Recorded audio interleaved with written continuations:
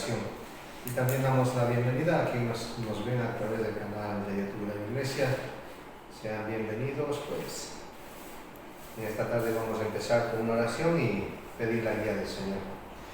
Amantísimo Dios y Padre Celestial, primeramente queremos agradecerte, Padre Santo, por todas las oraciones contestadas, por todas las bendiciones que envías a tu pueblo, bendito Dios, y por las que no envías también, Padre, porque tú sabes qué es lo que le conviene a tus hijos, bendito Dios, qué necesidades tienen tus hijos, Padre, y descansamos en tu soberanía, Padre Santo.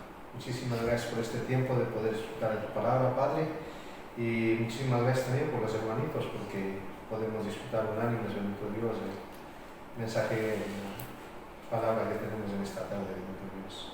Muchísimas gracias, Padre. Bendice a nuestros hermanitos aquí, bendice también a aquellos que nos ven por el canal de la Iglesia, bendito Dios, y que tu nombre sea glorificado en esta noche, Padre. En el nombre de Cristo Jesús. Amén. Amén. Bueno, amados hermanos, les invito a abrir la palabra de Dios en la carta a los Romanos, capítulo 2, versículos 1 al 3.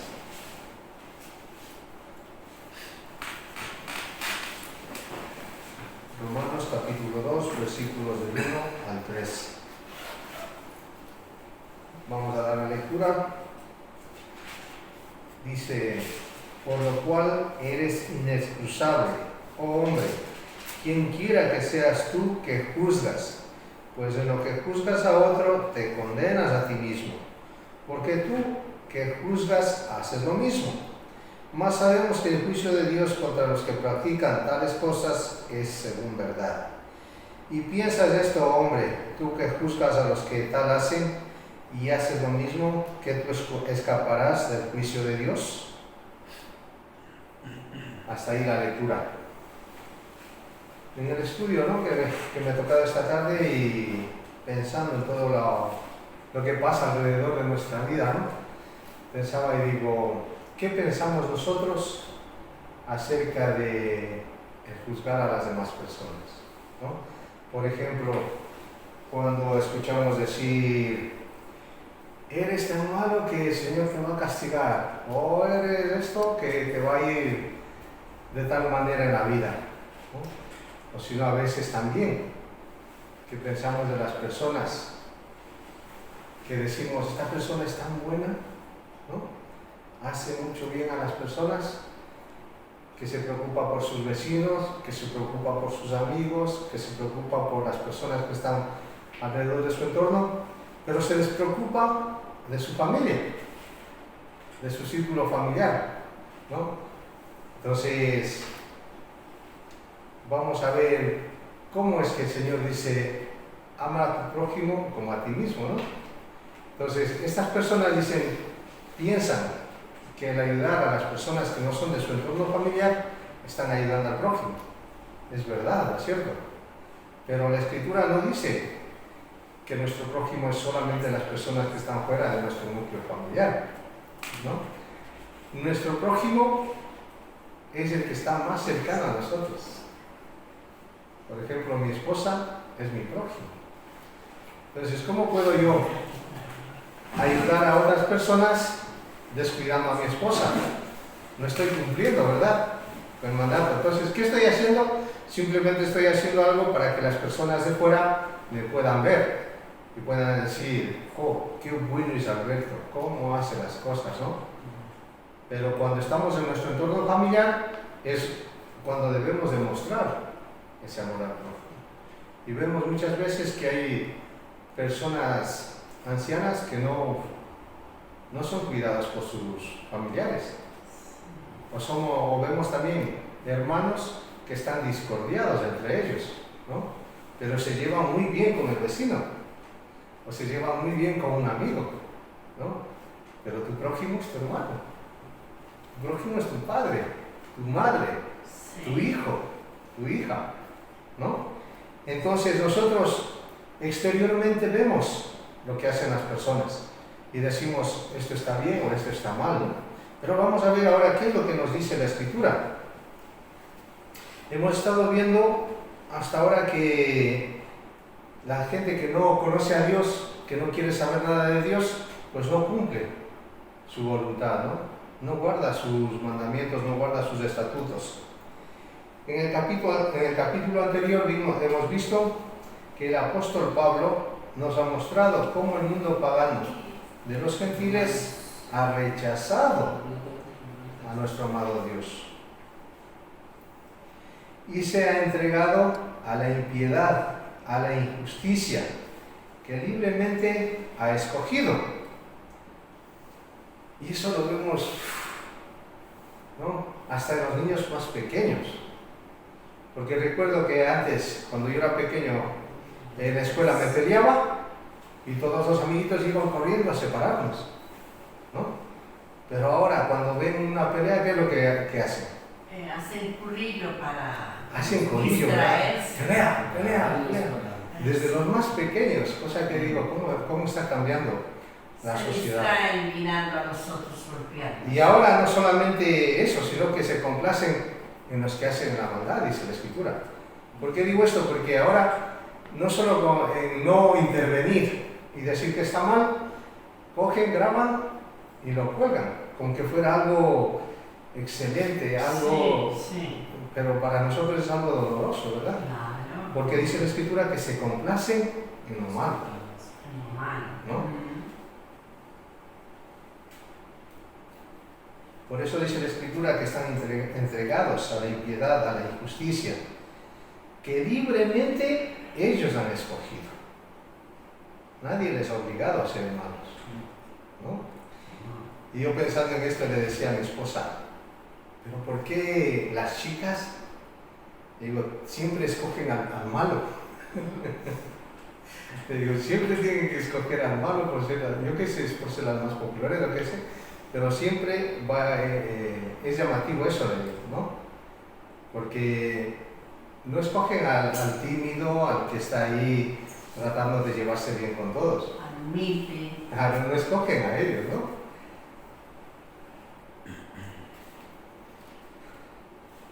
Aquí hemos visto que todos los oyentes judíos apoyarían unánimes la crítica que el apóstol hace del mundo pagano y de su estilo de vida, pero también habrían dado por hecho que ellos estaban exentos de semejante acusación, ya que eran unos judíos que guardaban la ley.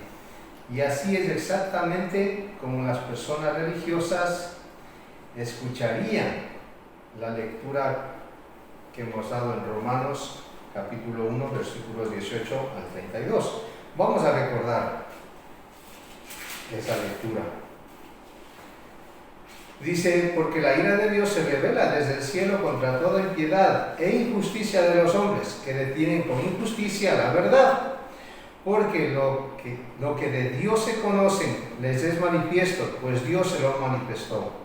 Porque las cosas invisibles de Él, su eterno poder y deidad, se hacen claramente visibles desde la creación del mundo, siendo entendidas por medio de las cosas hechas, de modo que no tienen excusa. Pues habiendo conocido a Dios, no le glorificaron como a Dios, ni le dieron gracias, sino que se envanecieron en sus razonamientos, y su necio corazón fue entenebrecido. Profesando ser sabios, se hicieron necios, y cambiaron la gloria del Dios incorruptible en semejanza de imagen de hombre corruptible, de aves, de cuadrúpedos y de reptiles. Por lo cual también Dios lo entregó a la inmundicia en las concupiscencias de sus corazones, de modo que deshonraron entre sus propios cuerpos, ya que cambiaron la verdad de Dios por la mentira, honrando y dando culto a las criaturas antes que al Creador, el cual es bendito por los siglos. Amén. Por esto Dios los entregó a pasiones vergonzosas, pues aún sus mujeres cambiaron el uso natural por el que es contra naturaleza. Y de igual modo también los hombres, dejando el uso natural de la mujer, se encendieron en su lascivia unos con otros, cometiendo hechos vergonzosos, hombres con hombres, y recibiendo en sí mismos la retribución debida a su extravío. Y como ellos no aprobaron tener en cuenta a Dios, Dios los entregó a una mente reprobada para hacer cosas que no convienen, estando atestados de toda injusticia, fornicación, perversidad, avaricia, maldad, llenos de envidia, homicidios, contiendas, engaños y malignidades. murmuradores, detractores, aborrecedores de Dios, injuriosos, soberbios, altivos, inventores de males, desobedientes a los padres, necios, desleales, sin afecto natural, implacables, sin misericordia, quienes habiendo entendido el juicio de Dios que los que practican tales cosas son dignos de muerte, no solo las hacen, sino que también se complacen con las que le practican. Y justamente este es el mes de las peregrinaciones, ¿no? Yo creo que en todo el mundo es este mes de las peregrinaciones. Y se podría llamar un amigo. Me dice, por sacarme, yo qué sé, tal vez conversa o por decirme que mucha gente hace estos rituales, ¿no? Me dice, José, ¿qué piensa? Dice, de la peregrinación. Dice, porque en Ecuador ha habido muchísima gente que ha ido a ver a la Virgen. Dice. Bien, sí. Y le digo, pues, está mal. Y dice, pero ¿cómo va a estar tanta gente equivocada? Le digo, pues muchísima gente está equivocada. Y le digo, si no se molesta, yo le puedo decir algo, pero que no se moleste, le digo, porque muchas personas se molestan cuando les decimos es que está mal, ¿no? Y le digo, ¿saben que eso es lo que más aborrece a Dios? Es lo que más le duele a Dios. Porque a nosotros nos trata como hijos, a ustedes les bendice como criaturas suyas. Porque ¿qué día ha dejado usted de comer? Ningún día. ¿Qué día ha dejado de vestirse? Ningún día. Y así le agradece a Dios, yendo detrás de una imagen. Digo, haga cuenta, le digo, ¿usted tiene hijos? Dice, sí. Haga cuenta, le digo, que usted se preocupa por su hijo, le hace lo mismo que Dios, le da de comer, le da de vestir, le da una vivienda, le da esto, le da aquello, le digo. Y su hijo va y le dice, muchas gracias, vecino, por todo lo que tengo, le digo. ¿Cómo se siente usted, le digo, al ver que su hijo, en vez de ser agradecido con usted, está agradecido con el vecino, está agradecido con el amigo, le digo? Así se siente Dios, le digo. ¿Y sabe qué? Cuando nosotros vamos detrás de los ídolos, Dios dice que nos maldice hasta la tercera y cuarta generación. Esa apostasía. Dice, no, ¿cómo va a ser? Dice, si nosotros lo hacemos por religión, dice. Digo, es que Dios no es religión, le digo. ¿No? Entonces le digo, perdóneme que le diga esto, le digo, pero usted está maldiciendo a sus hijos, a sus nietos y a sus bisnietos de lo que está haciendo. Porque en Éxodo capítulo 20 dice eso, no tendrás dioses ajenos delante de mí, le digo. ¿No? Entonces por eso es que nosotros no vamos detrás de las imágenes, porque está prohibido. Usted lea la escritura, le digo, no, porque hay muchísima gente y muchísimos no pueden estar equivocados, es que todos están equivocados. Lo único que no está equivocado es la palabra de Dios, le digo. Usted lea y se va a dar cuenta, le digo. Y no es juicio lo que yo le estoy diciendo, le digo. No le estoy condenando, le digo, porque vamos a ver que es lo que no debe hacer el hombre, ¿no? Pero sí le estoy haciendo ver que eso está mal, le digo. Porque eso es lo que nos pide el Evangelio, hablar de lo que está mal, le digo, ¿no? Hoy en día dirían, por supuesto que la ira de Dios está sobre el inmoral, el pagano, sobre el que vive una vida de libertinaje. Eso se ha escuchado, ¿verdad? Sí. Eso se ha escuchado. Pero nosotros tenemos los mandamientos, tenemos la palabra de Dios y vivimos por ella. Por lo tanto, no estamos condenados. Las personas religiosas creen estar de acuerdo con el apóstol con respecto a la lectura anterior. Y puede que hayan perdido el punto principal de lo que está hablando el apóstol aquí en la palabra de Dios, ¿no? Y vamos a ver por qué digo esto. En el pasaje que estamos, en el versículo 1 dice, por lo cual eres inexcusable, oh hombre, quien quiera que seas tú, que juzgas, pues en lo que juzgas a otro, te condenas a ti mismo. Porque tú que juzgas, que dice, haces lo mismo.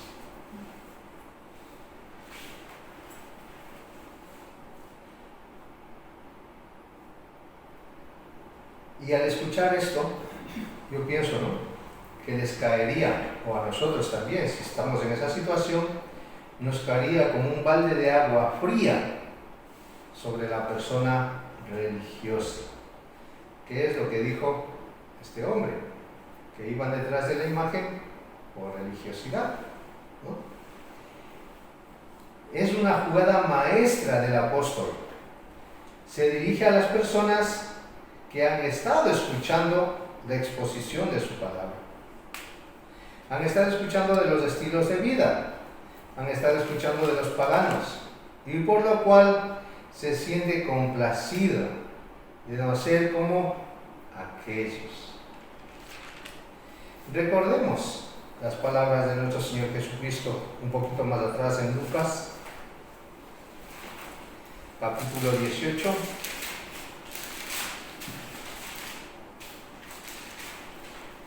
Versículos del 10 al 14. Y dice, 2 hombres subieron al templo a orar, uno era fariseo y el otro publicano. El fariseo, puesto en pie, oraba consigo mismo, de esta manera: Dios, te doy gracias porque no soy como los otros hombres, ladrones, injustos, adúlteros, ni aun como este publicano. Ayuno 2 veces a la semana, doy diezmos de todo lo que gano. Mas el publicano, estando lejos, no quería ni aún alzar los ojos al cielo, sino que se golpeaba el pecho diciendo: Dios, sé propicio a mí, pecador. Os digo que éste descendió a su casa justificado antes que el otro, porque cualquiera que se enaltece será humillado, y el que se humilla será enaltecido.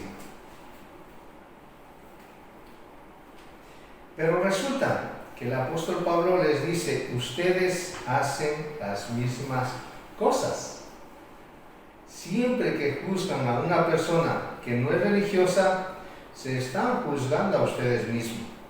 Al fin de cuentas, la última parte del capítulo 1 está escrita para exponer los ídolos, tanto de la persona religiosa como de la persona no religiosa. Por eso dice en el versículo 32 del capítulo 1, quienes habiendo entendido el juicio de Dios, que los que practican tales cosas son dignos de muerte, no solo las hacen, sino que también se complacen con los que la practican.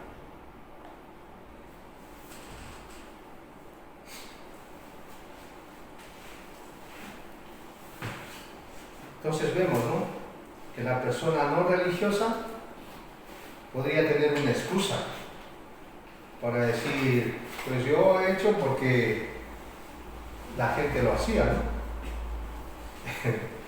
Hay no sé cómo se llama, influencer, youtuber, yo qué sé, pero es un chico que tiene muchos seguidores, ¿no? Y resulta que se había ido a esta caminata y dice: no vuelvo a hacer esto nunca más en mi vida, porque dice, llegué con los pies destrozados. Dice, y no sé si mi viaje sirvió para algo, ¿no? Entonces muchos van por la novelería, ¿no? Entonces vemos cómo eso, la muchedumbre, las masas atraen gente, ¿no? Y yo decía entre mí, espero que no haya cristianos ahí en esas marchas. Espero que no haya cristianos. Por eso dice la Escritura que debemos juzgarnos a nosotros mismos, ¿no? Mirarnos nosotros mismos. Podemos decir aquí que este es un tema sumamente importante en este capítulo. En el capítulo 1 vimos cómo el apóstol revela la maldad del hombre, mientras aquí en el capítulo 2 expone a los que se justifican a sí mismos. Aquí el tema es el pecado, y es por lo cual Dios va a juzgar al hombre. por su pecado. Cuando juzgamos a las demás personas, estamos haciendo esta práctica de practicar las mismas cosas que ellos. No se trata de nuestras acciones, más bien el apóstol se enfoca en nuestras actitudes. Debemos dirigir la mirada a nuestros corazones antes de mirar lo que hay fuera. Y la Escritura nos habla claramente acerca de esto. Dice, sobre toda cosa guardada, guarda tu corazón. Eso está en Proverbios capítulo 4, versículo 23. Sobre toda cosa guardada, guarda tu corazón. ¿Por qué? Porque de él mana la vida. De ahí sale todo lo bueno, todo lo malo, todo lo negativo, todo lo positivo. ¿No?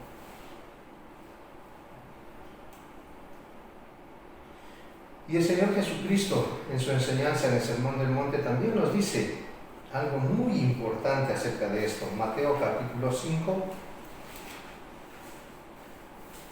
versículos 21 y 22. Dice, oísteis que fue dicho a los antiguos, no matarás, y cualquiera que matare será culpable de juicio. Pero yo os digo que cualquiera que se enoje contra su hermano será culpable de juicio. Y cualquiera que diga necio a su hermano será culpable ante el concilio. Y cualquiera que le diga fatuo quedará expuesto al infierno de fuego. Para la mayoría de nosotros no es tan difícil llegar al final del día y decir, bueno, no he matado a nadie, ¿no? Aunque mi esposa a veces dice, con la mirada, si las miradas mataran, ya estuviera muerta, dice, ¿no? Pero yo, vamos a ver por qué digo esto, ¿vale? Pero es más difícil que con honestidad digamos, no me he enojado con nadie en este día. Aquí dice la Escritura eso, ¿no? Dice la Escritura que no se ponga el sol sobre nuestro enojo, Sí. que no demos lugar a quién, al diablo, ¿verdad? Aún el enojo es pecado, ¿no? Entonces por eso era la pregunta para mí mismo. ¿Hoy no te has enojado en este día? Y el enojo está ahí, ¿no? Entonces por eso les dije que mi esposa dice, si las miradas mataran, Josito.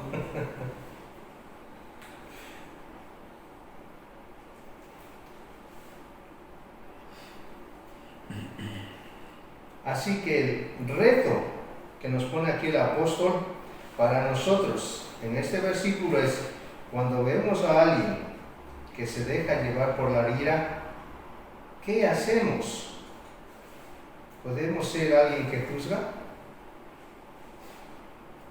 ¿Podemos intervenir cuando estamos viendo algo mal? Sí podemos. Primera de Corintios, capítulo 2, versículo 15.